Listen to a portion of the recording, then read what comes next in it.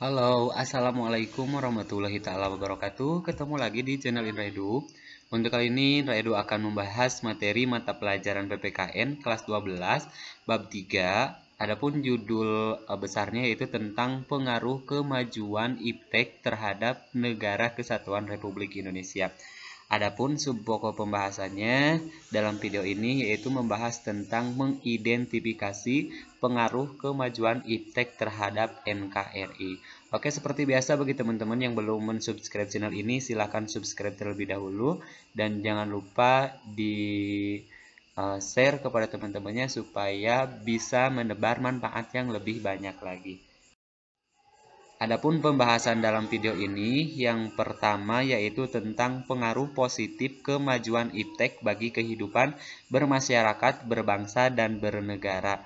Pembahasan yang kedua yaitu tentang pengaruh negatif kemajuan iptek bagi kehidupan bermasyarakat, berbangsa, dan bernegara. Oke, pembahasan yang pertama tentang pengaruh positif kemajuan iptek bagi kehidupan bermasyarakat, berbangsa, dan bernegara. Apa saja? Nah, yang pertama adalah dalam aspek politik atau dalam kehidupan politik. Yang pertama adalah kemajuan iptek menjadikan nilai-nilai seperti keterbukaan, kebebasan, dan demokrasi berpengaruh kuat terhadap pikiran maupun kemauan bangsa Indonesia. Selanjutnya adalah dengan adanya keterbukaan, dimungkinkan akan dapat mencegah praktik korupsi, kolusi, dan nepotisme sehingga dapat dicapai pemerintahan yang bersih dan berwibawa. Yang ketiga adalah dengan adanya pemerintahan yang demokratis, sangat dimungkinkan akan meningkatnya kualitas dan kuantitas partisipasi politik rakyat dalam penentuan kebijakan publik oleh pemerintah. Yang selanjutnya adalah dengan adanya kebebasan dalam arti kebebasan yang bertanggung jawab, maka setiap orang dapat meningkatkan kualitas dirinya dengan kreativitas dalam kehidupannya, tentunya saja adalah hal-hal yang positif. Yang kedua adalah dalam aspek ekonomi. Apa saja pengaruh iptek dalam aspek ekonomi yang positifnya? Yang pertama adalah makin meningkatnya investasi asing atau penanaman modal asing di negara kita. Yang kedua adalah makin terbukanya pasar internasional bagi hasil produksi dalam negeri. Yang ketiga adalah mendorong para pengusaha untuk meningkatkan efisiensi dan menghilangkan biaya tinggi. Yang keempat adalah meningkatkan kesempatan kerja dan devisa negara. Yang kelima adalah meningkatkan kemakmuran masyarakat. Yang keenam adalah menyediakan dana tambahan untuk pembangunan ekonomi. Yang selanjutnya adalah dalam aspek sosial budaya. Apa saja pengaruh positif ipteknya? Yang pertama adalah kemajuan teknologi dan informasi yang ditandai dengan munculnya internet dan makin canggihnya alat-alat komunikasi secara langsung telah mempermudah kita untuk memperoleh informasi dari belahan bumi lainnya. Kita secara tidak langsung telah melakukan proses transformasi ilmu yang sangat bermanfaat bagi kita. Ini yang pertama pengaruh positif dari iptek terhadap aspek sosial budaya atau dalam aspek sosial budaya. Yang kedua adalah kita bisa mencontoh atau bisa belajar banyak dari tata nilai sosial budaya, cara hidup, pola berpikir yang baik, maupun ilmu pengetahuan dan teknologi dari bangsa lain yang telah maju untuk kemajuan dan kesejahteraan kita. Nah, jadi dengan adanya iptek, manfaat yang kedua atau sikap positifnya dari aspek sosial budaya yaitu kita bisa belajar dari mereka, dari negara atau bangsa lain yang sudah maju dibandingkan dengan bangsa kita. Yang selanjutnya adalah yang keempat adalah aspek hukum, pertahanan, dan keamanan. Apa saja dampak positif dari iptek dalam aspek hukum, pertahanan, dan keamanan? Yang pertama adalah makin menguatnya supremasi hukum, demokrasi, dan tentunya terhadap dilaksanakannya hak asasi manusia. Yang kedua adalah menguatnya regulasi hukum dan pembuatan peraturan perundang-undangan yang memihak dan bermanfaat untuk kepentingan rakyat banyak. Yang ketiga adalah makin menguatnya tuntutan terhadap tugas-tugas penegak hukum. Siapa saja penegak hukum? Yaitu mereka adalah polisi, jaksa, dan hakim yang lebih berprofesional, transparan, dan dapat dipertanggungjawabkan. Nah, itulah beberapa dampak positif dari adanya IPTEK di negara kita, yaitu dalam aspek hukum, pertahanan, dan keamanan. Yang keempat adalah menguatnya supremasi sipil dengan mendudukan tentara dan polisi sebagai penjaga keamanan, kedaulatan, dan ketertiban negara. Sedangkan pembahasan yang kedua yaitu tentang pengaruh negatif kemajuan IPTEK bagi kehidupan bermasyarakat, berbangsa, dan bernegara. Yang pertama adalah dampak negatif dari aspek politik apa saja?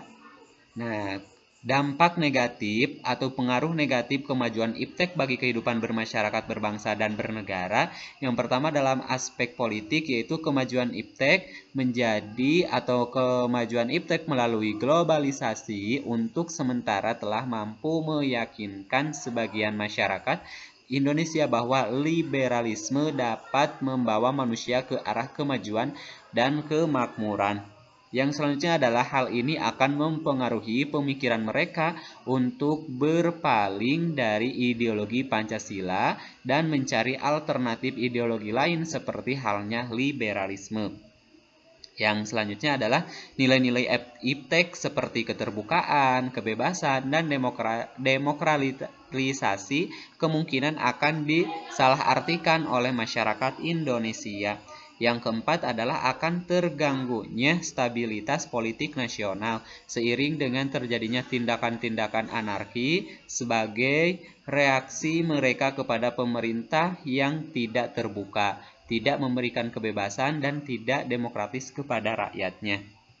Yang selanjutnya adalah munculnya gerakan-gerakan radikalisme dan terorisme. Nah, itulah beberapa pengaruh kemajuan IPTEK, yaitu pengaruh negatif dari kemajuan IPTEK bagi kehidupan berbangsa, bermasyarakat, dan bernegara dalam aspek kehidupan politik. Yang kedua, dampak negatif dari aspek ekonomi. Nah, Indonesia akan dibanjiri oleh barang-barang dari luar seiring dengan adanya perdagangan bebas yang tidak mengenal adanya batas-batas negara. Hal ini mengakibatkan makin terdesaknya barang-barang lokal terutama yang tradisional karena kalah bersaing dengan barang-barang luar negeri. Nah, itu dampak negatif adanya IPTEK di bidang ekonomi yang pertama. Yang kedua adalah cepat atau lambat perekonomian negara kita akan dikuasai oleh pihak asing, yaitu seiring dengan makin mudahnya orang asing menanamkan modalnya di Indonesia. Selanjutnya adalah akan timbulnya kesenjangan sosial yang tajam sebagai akibat dari adanya persaingan yang bebas. Yang keempat adalah pemerintah hanya sebagai regulator pengaturan ekonomi yang mekanismenya akan ditentukan oleh pasar. Yang kelima adalah dampak negatif dari aspek ekonomi dengan adanya kemajuan IPTEK, yaitu sektor-sektor ekonomi rakyat yang diberikan subsidi semakin berkurang, koperasi makin sulit berkembang, dan penyerapan tenaga kerja dengan pola padat karya makin ditinggalkan. Nah, yang selanjutnya adalah yang ketiga, dampak negatif dari aspek sosial budaya. Yang pertama adalah munculnya gaya hidup konsumtif. Nah, dan selalu mengkonsumsi barang-barang dari luar negeri. Jadi, maksud dari munculnya gaya hidup yang konsumtif ini adalah dengan kehidupan yang serba instan gitu ya. Serba instan, tidak mau ribet gitu. Jadi, pengen yang langsung hasilnya. Yang kedua adalah munculnya sifat hedonisme. Yang ketiga adalah adanya sikap individualisme. Yang keempat adalah bisa mengakibatkan kesenjangan sosial dan semakin tajam antara si kaya dengan si miskin. Yang selanjutnya adalah munculnya gejala westernisasi. Yang selanjutnya adalah makin mudarnya semangat gotong royong. Terus makin lunturnya nilai-nilai keagamaan dalam kehidupan bermasyarakat. Yang keempat adalah aspek hukum, pertahanan, dan keamanan. Jadi dampak negatif dengan adanya kemajuan iptek yang keempat dalam aspek hukum dan pertahanan itu yang pertama adalah akan menimbulkan tindakan anarkis dari masyarakat yang dapat mengganggu stabilitas nasional, ketahanan nasional, bahkan persatuan dan kesatuan bangsa. Peran masyarakat dalam menjaga keamanan, ketertiban, dan kedaulatan negara semakin berkurang. Sekian dan terima kasih, semoga bermanfaat. Jangan lupa tekan tombol subscribe, like, juga komen. Boleh share kepada teman-temannya supaya teman-temannya bisa mendapat manfaat yang lebih banyak lagi. Ya.